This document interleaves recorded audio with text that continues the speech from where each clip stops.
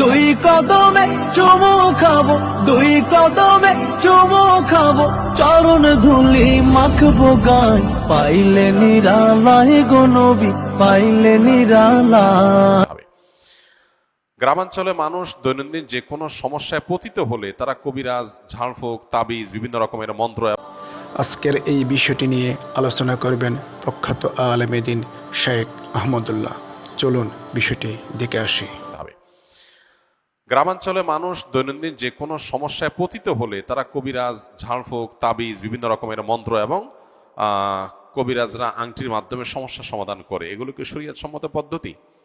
আমরা গ্রামে থাকি কিংবা শহরে, আমাদের জীবনে বিপদ আপদ, বিভিন্ন ব্যত্যয়, মুসিবত, অসুখ বিসুখ, বিভিন্ন রকমের কষ্ট দুঃখ, এগুলো আমাদের জীবনে আসবে, আসতে পারে।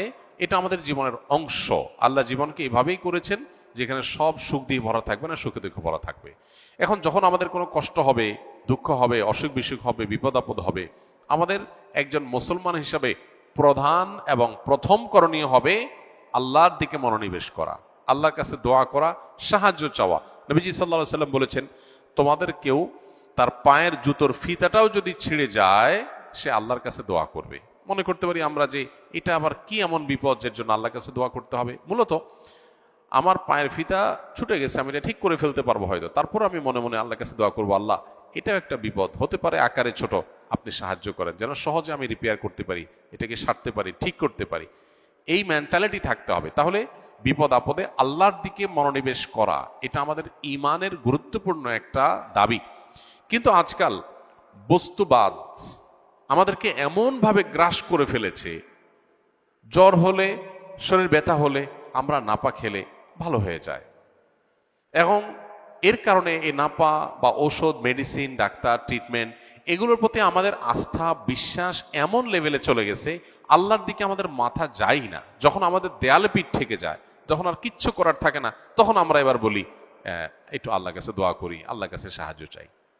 অথচ উচিত হলো যে কোনো বিপদ আপদে আল্লাহর দিকে ধাবিত হওয়া। তাহলে বিপদ আপদে কবিরাজের কাছে যাওয়া না, বিপদ আপদে আল্লাহর দিকে ধাবিত হইতে হবে। এটা হলো প্রথম কথা।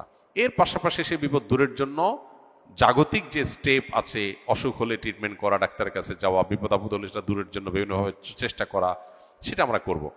পাশাপাশি যদি আপনার রুকিয়া, কোরআন হাদিসের আলোকে ঝাড়ফুঁক করার প্রয়োজন হয়, সেলফ রুকিয়া, নিজের ঝাড়ফুঁক নিজে করবেন। আর না হলে কোনো রাকির শরণাপন্ন হবেন, যিনি কোরআন হাদিসের আলোকে শুধু ঝাড়ফুঁক করেন। এতটুকু। এই কবিরাজ, তাবিজ, কবজ দেওয়া বিপদ আপদে বিশেষ করে, এটা নবী সাল্লাল্লাহু